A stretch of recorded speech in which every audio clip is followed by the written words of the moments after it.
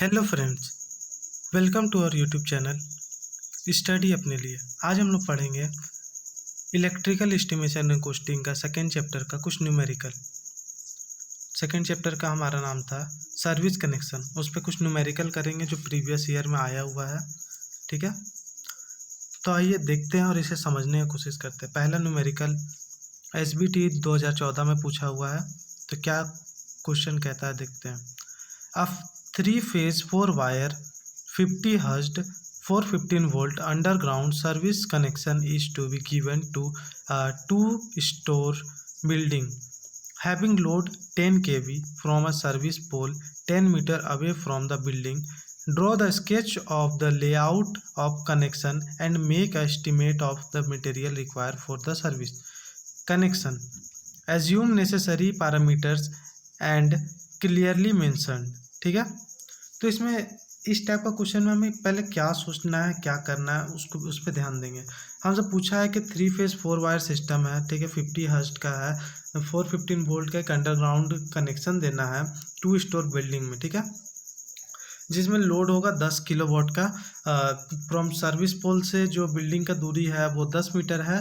और हम लोग को एक लेआउट भी बनाना होगा, मतलब एक डायग्राम भी बनाना होगा, शो करेंगे कि कैसे सर्विस कनेक्शन जा रहा है। ठीक है, तो ये एक क्वेश्चन का है, तो हमें इसमें पहले क्या करना है। तो सबसे पहले हमारा मेन फोकस रहेगा इस टाइप का क्वेश्चन में पहले फिगर बनाएंगे। ठीक है, फिगर बनाने के बाद हमें अंडरग्राउंड सर्विस मीन्स और ओवरहेड सर्विस मीन्स में जो भी चीज़ रिक्वायर होता है, जैसे कि GI पाइप्स, GI मतलब वायर्स, ठीक है, VIR वायर्स, जितने तरह का वायर्स हम लोग में यूज़ होता है, जितना MM का यूज़ होता है, वो हमारे एस्टीमेट हमें याद होना चाहिए इस टाइप का क्वेश्चन में। ठीक है, तो ये स्टेप बाय स्टेप जानते हैं। पहले हम फिगर बनाएंगे, एक पोल बना लेंगे, जैसा कि दिया हुआ है कि 10 मीटर अवे है तो 10 मीटर अवे ले लेंगे। ठीक है, और उसके बाद फिर 3 फेज 4 वायर सिस्टम हम क्वेश्चन में ही नोट किया हुआ है, तो 3 फेज 4 वायर सिस्टम ले लेंगे, जिसमें 3 फेज हो जाएगा RYB और एक RYBN और एक अर्थिंग। ठीक है, उसके बाद हम इसे मतलब इक्विपमेंट्स का नाम हमें याद रहना चाहिए, तभी हम इस टाइप का क्वेश्चन में आगे बढ़ सकते हैं। ठीक है, तो उसके बाद हम लोग क्या करेंगे कि इस पे कितना करंट मतलब आ रहा उसको निकालेंगे। ठीक है, IL निकालेंगे, तो IL का फॉर्मूला होता है, ठीक है, तो उसे हम लोग पुट करेंगे तो हमारा आएगा 10 × 10⁻³ √3 × 415 × 1। तो IL बराबर कितना आ गया 13.91। तो जितना मतलब लोड करंट आएगा IL, ठीक है, उससे हम लोग 1.25 ज़्यादा बढ़ा करके लेंगे, क्योंकि हाई वोल्टेज और लो वोल्टेज जो होता है उसको रेगुलेट करने के लिए 1.25 से हमेशा हर क्वेश्चन में हमें यही करना होगा कि हमेशा हम लोग जो लोड रहेगा उसको बढ़ा देंगे 1.25 से। तो 1.25 से उसको मल्टीप्लाई कर देंगे तो 13.38 एम्पियर हम लोग का करंट आ जाएगा। ठीक है, पहले फिगर बनाना है, फिर करंट निकालना, उसको 1.25 से मल्टीप्लाई कर देना। उसके बाद हमें क्या करना है कि हमें मतलब याद होना चाहिए कि अन अमाउंट मतलब around 10 square millimetre 650 volt by 1110 volt 3.5 core PVC insulated and sealed AL conductor cable is used.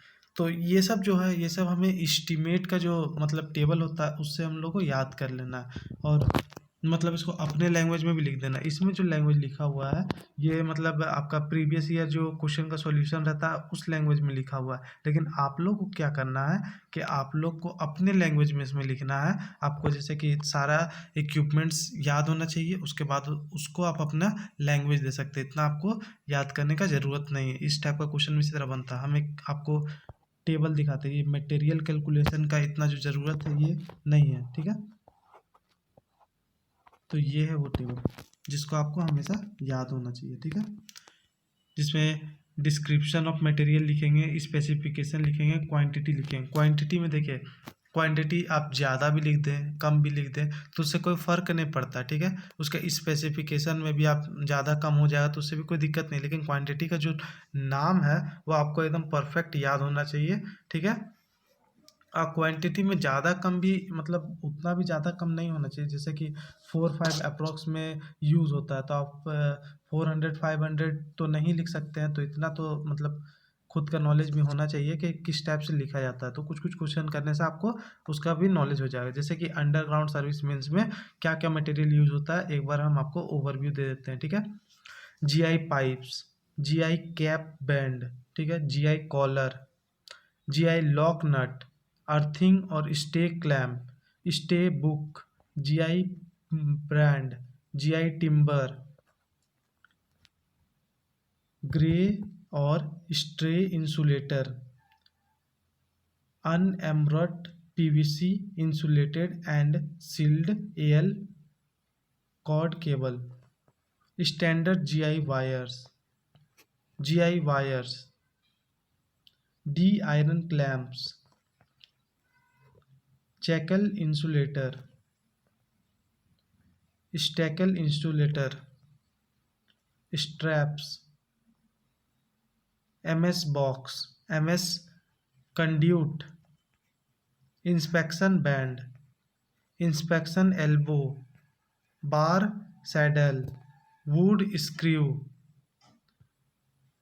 Dactofix power, PVC reel, aerial fuse, cutout, meter box, notice box, AL band wire, sand cement and stone chips, ठीक है।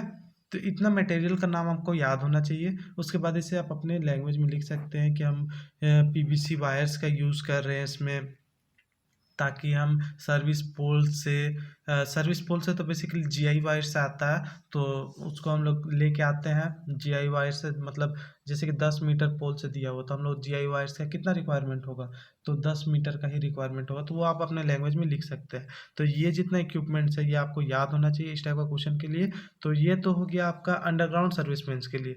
अब हमारा जो next question है वो भी previous year में पूछा हुआ क्वेश्चन है, तो उसको भी हम लोग देखते हैं, वो है ओवरहेड के लिए, ठीक है। तो ये भी चार्ट आपको याद होना चाहिए। Single phase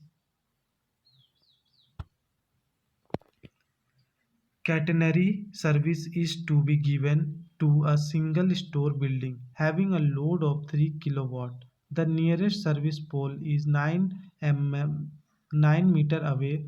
Make a estimate of the service connection material required. Assume any other data required, ठीक है। तो इसमें भी वही बोला है कि एक सिंगल फेज कैटेनरी सर्विस जो हम लोग को लेना है, ठीक है, सर्विस कनेक्शन देना है। कैटेनरी मतलब सिंगल फेज कैटेनरी सर्विस देना है। कैटेनरी मतलब क्या हुआ, कैटेनरी एक मतलब आपका,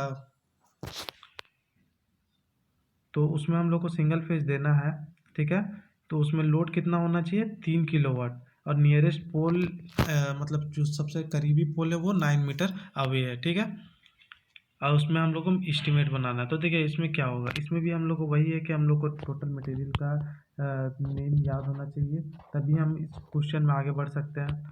तो देखिए हम क्या लिखें, let us assume a catenary service connection with PVC insulated and sealed unearmoned cable,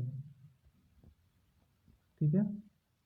vertical and horizontal length of 50 mm diameter GI pipe, ठीक है। तो ये सब सारा ये मतलब इसी चीज़ का नाम है। हम पहले बोले थे कि सबसे पहला स्टेप होना चाहिए करंट निकालने का, और करंट निकालने के बाद उससे हम लोग 1.5 से मल्टीप्लाई कर देंगे, ठीक है। तो लोड करंट कितना आ जाएगा, W/V 300, मतलब 3 के भी दिया होता है इसलिए 300 बाई 240, तो 12.48 एम्पियर, ठीक है।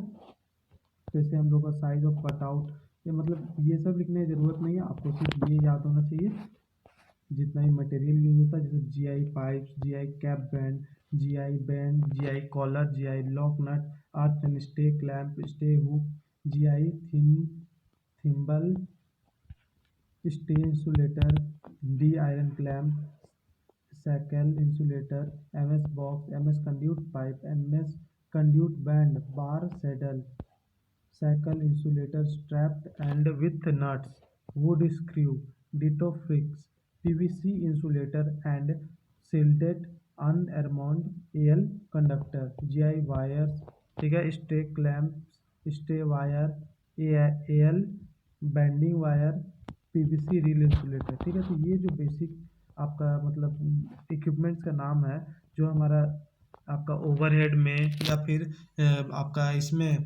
अंडरग्राउंड में यूज़ होता है सिंगल फेज या 3 फेज लाने के लिए, ये आपको याद होना चाहिए। और इसी बेसिस पे आप अपना इसको बना सकते हैं, ताकि आपको एस्टीमेट लिखने बोलेगा तो आप एस्टीमेट भी लिख सकते हैं। ठीक है, तो अगर आपको ये वीडियो समझ में आया हो तो इसे लाइक करें, सब्सक्राइब करें। Thank you.